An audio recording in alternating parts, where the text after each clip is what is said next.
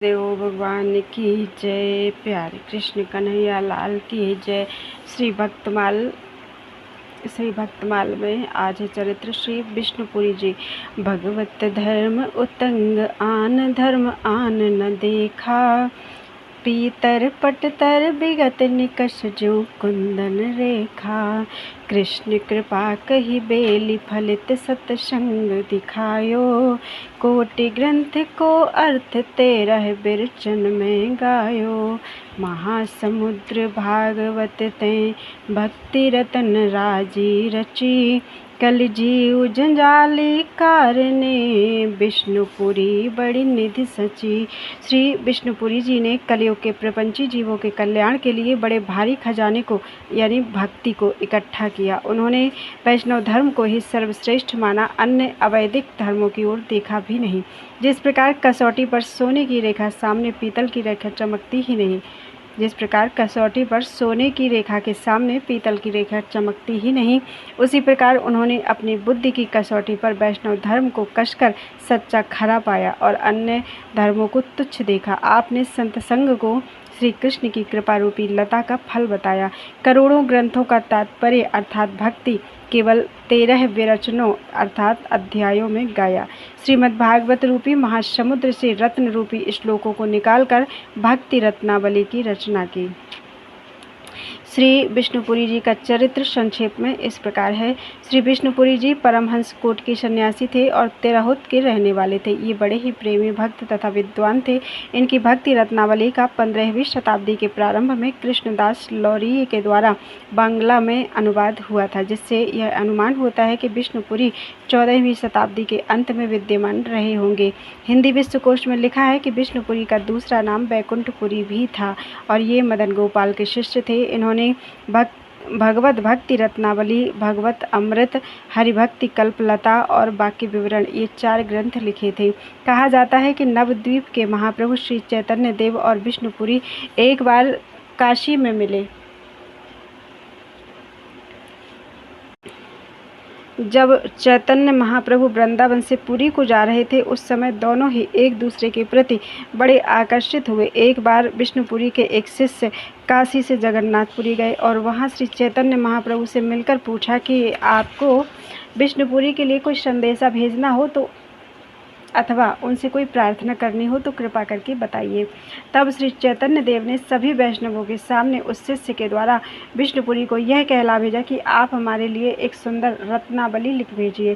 श्री चैतन्य महाप्रभु जैसे महान त्यागी के मुंह से इस प्रकार के शब्द सुनकर उनके साथियों को बड़ा आश्चर्य हुआ, परंतु उन्हें डर के मारे कुछ कहने का साहस नहीं हुआ। कुछ दिन बीत जाने पर विष्णुपुरी का वह शिष्य फिर जगन्नाथपुरी आया और महाप्रभु के हाथ में एक पुस्तक देकर बोला कि गुरुदेव ने आपके आदेशानुसार यह रत्नावली आपकी सेवा में भेजी है। यह सुनकर महाप्रभु के साथियों को बड़ी प्रसन्नता हुई और उन्होंने महाप्रभु के आशय को न समझ सकने पर बड़ा पश्चाताप किया। श्री चैतन्य महाप्रभु ने उस रत्नावली को भगवान श्री नीलाचल नाथ के चरणों में रख दिया। भक्तमाल के टीकाकार श्री प्रियादास जी महाराज इस घटना का अपने एक कवित्त में इस प्रकार वर्णन करते हैं। जगन्नाथ क्षेत्र माझ बैठे महाप्रभु जुबे, चहु और भक्त भूप भीड़ अति छाई है। बोले विष्णुपुरी पुरी काशी मध्य रहे जाते, जानियत मोक्ष चाहनी की मन आई है। लिखी प्रभु चिट्ठी आप मणिगण माला, एक दीजिए पठाई मोहि लागती सुहाई है। जान लई बात निधि भागवत रत्न दाम, तई पठ आदि मुक्ति खोदी के बहाई है। इसी पुस्तक के संबंध में एक कथा यह है कि संत विष्णुपुरी जी के एक मित्र थे माधवदास। उन्होंने एक बार विष्णुपुरी से एक अनोखे ढंग की रत्नावली मांगी जिसको धारण करने से सुख मिले। आपने उन्हें मित्र के अनुरोध से विष्णुपुरी ने कुछ चुने हुए रत्नों को संग्रहित कर उन्हें पुरुषोत्तम क्षेत्र भेज दिया जहां उनके मित्र रहते थे। भक्ति रत्नावली में भागवत में नवधा भक्ति विषयक कई सुंदर वाक्य संग्रहित किए गए हैं और उन्हें विषय के अनुसार 13 भागों में विभक्त किया गया है। प्रत्येक भाग का नाम विरचन रखा गया है। जो लोग पूरी भागवत नहीं पढ़ सकते उनके लिए यह ग्रंथ बड़े काम का है। अपने ग्रंथ के संबंध में वे स्वयं लिखते हैं कि मैं चाहे कितना भी अज्ञ एवं अल्पबुद्धि होऊं, मेरे इस प्रयास का भक्त लोग अवश्य आदर करेंगे। मधुमक्खी में कितनी बुद्धि है और क्या क्या गुण हैं, इस बात को कोई नहीं पूछता, किंतु उसके द्वारा संचित मधु का स्वाद बड़े चाव से सभी आस्वादन करते हैं। भक्ति रत्नावली पर कई टीकाएं मिलती हैं। इनमें से पहली टीका श्रीधर द्वारा संस्कृत में लिखी हुई है, इसका नाम है कांतिमाला। दूसरी टीका हिंदी गद्य में लिखी गई है। तीसरी टीका हिंदी के दोहे चौपाइयों में लिखी गई है, उसका नाम है भक्त प्रकाशिका। इसके अतिरिक्त भक्ति रत्नावली पर 2 टीकाएं गुजराती में भी मिलती हैं। भक्ति प्रकाशिका के अनुसार भक्ति रत्नावली के विरचनों में निम्नलिखित विषयों का वर्णन हुआ है।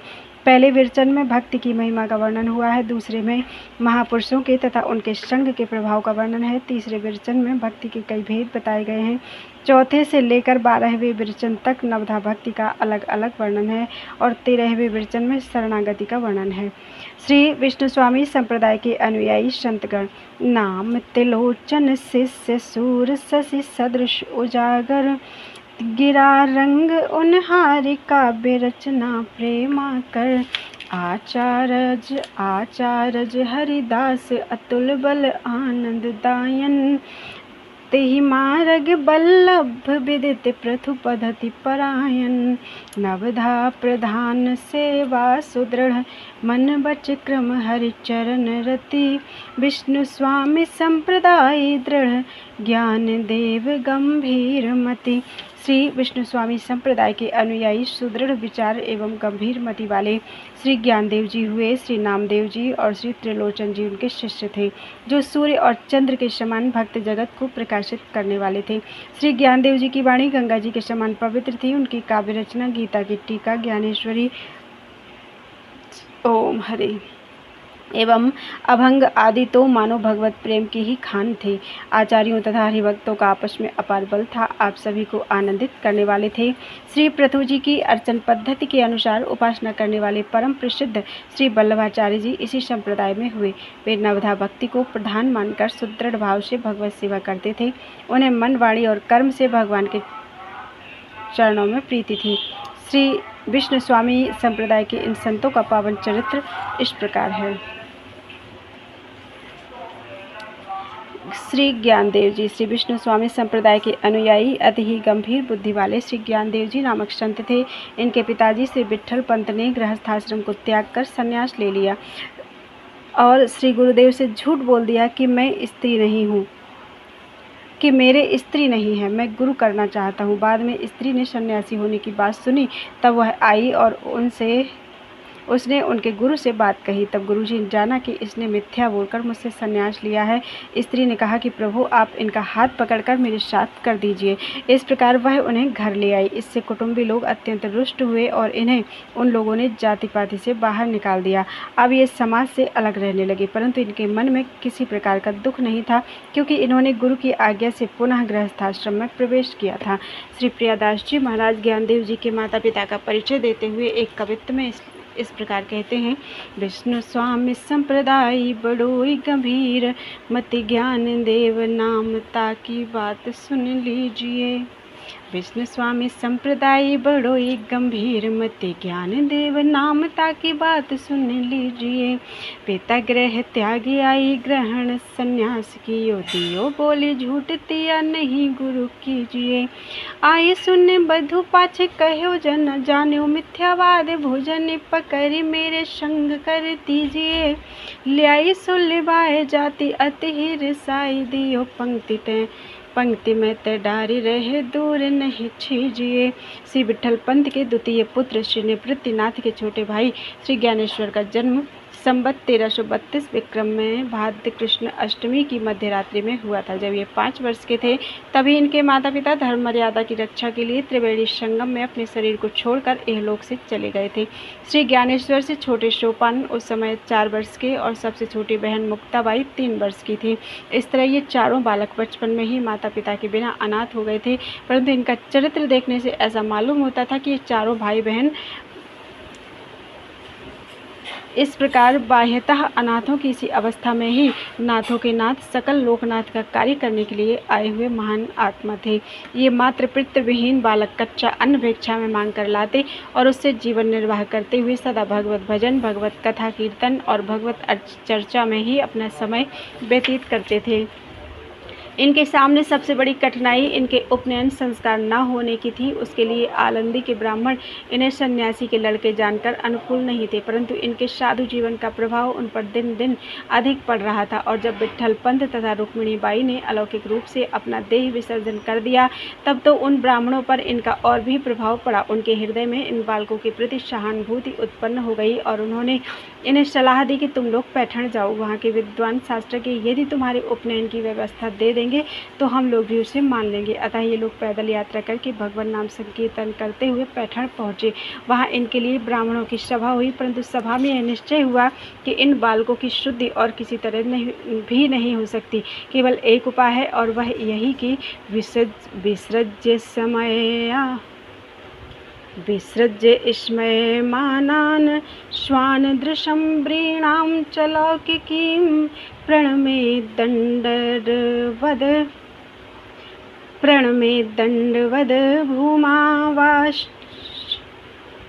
वासुचंडाल गोखरम, अर्थात अपने ऊपर हंसने वाले लोगों को और देह दृष्टि तथा लोक लाज को त्याग कर ये लोग कुत्ते, चांडाल और गौ समेत सबको भूमि पर लेटकर प्रणाम करें और इस प्रकार की भगवान की अनन्य भक्ति करें। इस निर्णय को सुनकर चारों भाई बहन संतुष्ट हो गए। निवृत्तिनाथ ने कहा, ठीक है। सोपान और मुक्ता ने कहा, यह बड़े आनंद की बात है। और ज्ञानेश्वर गंभीरतापूर्वक बोले, आप लोग जो कहें स्वीकार है। वहाँ से चारों भाई बहन लौटने को ही थे कि कुछ दुष्टों ने उनसे छेड़छाड़ आरंभ की। ज्ञानदेव ने किसी से पूछा, तुम्हारा नाम क्या है? उत्तर मिला, ज्ञानदेव। पास ही एक भैंसा था, उसकी ओर संकेत करके एक भले आदमी ने इनको ताना मारा कि यहाँ तो यही ज्ञानदेव है, दिन भर बेचारा ज्ञान का ही तो बोझा ढोया करता है। कहिए देवता, क्या आप भी ऐसे ही ज्ञानदेव हैं? ज्ञानदेव ने कहा, हाँ हाँ, इसमें संदेह ही क्या है, यह तो मेरा ही आत्मा है, इसमें और मुझ में कोई भेद नहीं है। यह सुनकर किसी ने और भी छेड़ करने के लिए भैंसे की पीठ पर सटासट 2 साँटे लगा दिए और ज्ञानदेव से पूछा कि ये साँटे तो तुम्हें जरूर लगे होंगे। ज्ञानदेव ने कहा, हाँ, और अपना बदन खोलकर दिखला दिया। उस पर साँटों के चिन्ह थे, परंतु इस पर उन लोगों की आंखें नहीं खुली।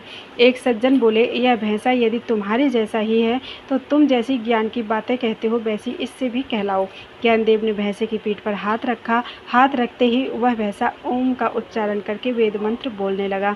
यह चमत्कार देखकर पैठण के विद्वान ब्राह्मण चकित स्तंभित हो गए। उन्होंने अब जाना कि ये साधारण मनुष्य नहीं है, कोई महात्मा है। इससे उन पंडितों में भी भक्ति प्राप्त करने की रुचि जाग गई। उनका अहंकार दूर हो गया। उन्होंने आकर्षित ज्ञानदेव जी के चरण पकड़ लिए। भक्तों का सरल स्वभाव अपनाकर उन्होंने दीनता ग्रहण की। श्री प्रियादास जी इस घटना का वर्णन इस प्रकार करते हैं। भये पुत्र तीनता में मुख्य बड़ो ज्ञान देव, जाकी कृष्ण देव जो सोही की सच्चाई है। वेद न पढ़ावे को कहें सब जाति गई, लई कर सभा अहो कहा मन आई है। बिन शिव ब्रह्मत्व कही श्रुति अधिकार, नाही बोले यो निहारी पढ़े भैंसल दिखाई है। देख भक्ति भाव चाओ भयो आने गहे पाँव, कियो स्वभाव वही गही दीनताई है। एक दिन एक ब्राह्मण के घर श्राद्ध के अवसर पर ज्ञानेश्वर ने ध्यान करके आगंतव्यम कहकर उसके पितरों को सशरीर बुला लिया और उन्हें भोजन कराया। इस प्रकार इनकी अद्भुत सामर्थ्य देखकर पैठण के लोग इन पर मुग्ध हो गए और इनके पास आकर इनसे भगवान नाम कीर्तन और भगवत कथा श्रवण करने लगे। धर्मज्ञ ब्राह्मणों ने बड़ी नम्रता के साथ इन्हें शुद्धि पत्र लिखकर दे दिया। इसके पश्चात कुछ काल तक चारों भाई बहन पैठण में ही रहे। वहाँ ये लोग गोदावरी में स्नान करते, वेदांत की चर्चा करते, भगवान नाम संकीर्तन करते, पुराणों का पठन करते, पैठण वासियों को भगवत भक्ति का मार्ग दिखाते थे। वहाँ रहते हुए ही ज्ञानेश्वर ने श्रीमद् शंकराचार्य का भाष्य, श्रीमद् भागवत, योग वशिष्ठ आदि ग्रंथ देख डाले और आगे जो ग्रंथ लिखे उनकी भूमिका भी वहीं तैयार कर ली। इस प्रकार कुछ काल तक पैठण वासियों को अपना अपूर्व सत्संग लाभ कराकर श्री ज्ञानेश्वर आदि ब्राह्मणों का दिया हुआ वह शुद्धि पत्र लेकर आलय नामक स्थल से होते हुए नेवासे पहुँचे। इसी नेवासे में ज्ञानेश्वर महाराज ने गीता का ज्ञानेश्वरी भाष्य कहा। जिसे सच्चिदानंद जी ने लिखा था। नेवासे से कुछ काल के लिए श्री ज्ञानेश्वर आदि चारों भाई बहन आलंदी चले गए। वहाँ के लोगों ने इस बार उनका बड़े आदर और प्रेम के साथ स्वागत किया। फिर जब ज्ञानेश्वर महाराज अपने भाई बहनों के सहित नेवासे लौट आए, तब उन्होंने सद्गुरु श्री निवृत्तिनाथ के सामने गीता का स्वानुभूत भाष्य कहना आरंभ किया। उस समय तक श्री निवृत्तिनाथ 17 वर्ष के, श्री ज्ञानेश्वर 15 वर्ष के, सोपान देव 13 वर्ष के और मुक्ताबाई 11 वर्ष की थी। ज्ञानेश्वर महाराज ने अपने इस बाल जीवन में जो जो चमत्कार दिखलाए, उनमें सबसे बढ़कर चमत्कार तो वह ज्ञानेश्वरी ग्रंथ ही है, जिसे उन्होंने केवल 15 वर्ष की अवस्था में लिखाया था। संवत 1347 विक्रम में यह ज्ञानेश्वरी ग्रंथ पूर्ण हुआ था। इसके बाद श्री ज्ञानेश्वर ने तीर्थ यात्रा आरंभ की। यात्रा में गुरु निवृत्तिनाथ, सोपान देव, मुक्ताबाई भी साथ थे। कहते हैं कि इस यात्रा में बिसोबा, खेचर, गोरा कुम्हार, चोखा मेला, नरहरि सुनार आदि अनेक संत भी साथ हो लिए थे। सबसे पहले श्री ज्ञानेश्वर महाराज पंढरपुर गए, जहां उन्हें श्री विट्ठल भगवान के दर्शन हुए तथा परम विट्ठल भक्त श्री नामदेव से भेंट हुई। तत्पश्चात श्री नामदेव जी को भी साथ लेकर श्री ज्ञानेश्वर महाराज ने अनेक स्थानों में अपने ज्ञानोपदेश द्वारा असंख्य मनुष्यों का उद्धार करते हुए उज्जैन, प्रयाग, काशी, गया, अयोध्या, गोकुल, वृंदावन, द्वारिका, गिरनार आदि तीर्थ स्थानों का परिभ्रमण किया और तदनंतर वे सब संतों के साथ पंढरपुर लौट आए। पैठण आदि स्थानों में श्री ज्ञानेश्वर महाराज ने जो अद्भुत चमत्कार दिखलाए, इनके कारण इन चारों भाई बहन का यश सर्वत्र फैल गया और सब दिशाओं से आर्त, जिज्ञासु, अर्थार्थी तथा ज्ञानी सब प्रकार के भगवत भक्त एवं योगी, यति, साधक आदि इनके दर्शनों के लिए आने लगे। बात उन दिनों की है जब ज्ञानदेव अलंदी ग्राम में निवास कर रहे थे। उन्हीं दिनों श्री चांगदेव नाम के एक सिद्ध योगीराज ताप्ती नदी के किनारे आश्रम बनाकर रहा करते थे। उनकी आयु और प्रतिष्ठा बहुत अधिक थी, साथ ही उनके शिष्यों की संख्या भी हजारों में थी। इस बात का उन्हें अभिमान भी बहुत था। उन्होंने जब ज्ञानदेव की महिमा सुनी तो अपने हजारों शिष्यों को लेकर वे उनसे मिलने चल दिए। उस समय वे एक सिंह पर सवार थे। उनके एक हाथ में त्रिशूल और एक हाथ में सर्प का कोड़ा था। आलंदी गांव के समीप पहुंचने पर चांगदेव के शिष्यों ने श्री ज्ञानदेव के पास जाकर उनसे अपने गुरु के आगमन की बात बताई। यह सुनकर श्री ज्ञानदेव के बड़े भाई श्री निवृत्तिनाथ जी ने ज्ञानदेव से कहा, चांगदेव हमारे अतिथि हैं, अतः उनके स्वागत के लिए तुम्हें जाना चाहिए।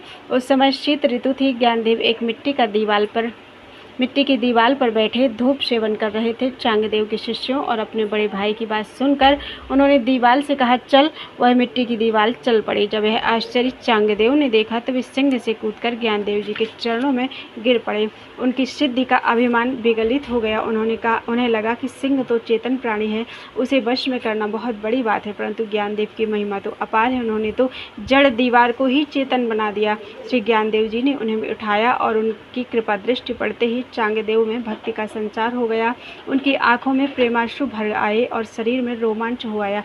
इसी प्रकार ज्ञानदेव जी ने बहुत से लोगों को भगवत भक्ति का उपदेश देकर भगवत सम्मुख किया। कुल 21 वर्ष 3 मास 5 दिन की अल्पावस्था में, अर्थात संवत 1353 विक्रम मार्गशीर्ष कृष्णा 13 को श्री ज्ञानेश्वर महाराज ने जीवित समाधि ले ली और उनके समाधि लेने के बाद 1 वर्ष के भीतर ही सोपान देव, चांगदेव, मुक्ताबाई और निवृत्तिनाथ भी एक एक करके इस लोक से परम धाम को पधार गए। श्री ज्ञानेश्वर महाराज के ये 4 ग्रंथ बहुत ही प्रसिद्ध हैं। भावार्थ दीपिका अर्थात ज्ञानेश्वरी, अमृतानुभव, हरिपाठ के अभंग तथा चांगदेव पासठी अर्थात 65। इनके अतिरिक्त उन्होंने योग वशिष्ठ पर एक अभंग वृत्त की टीका भी लिखी थी, पर अभी तक वह उपलब्ध नहीं हुई। बोलो वृंदावन बिहारी लाल की जय।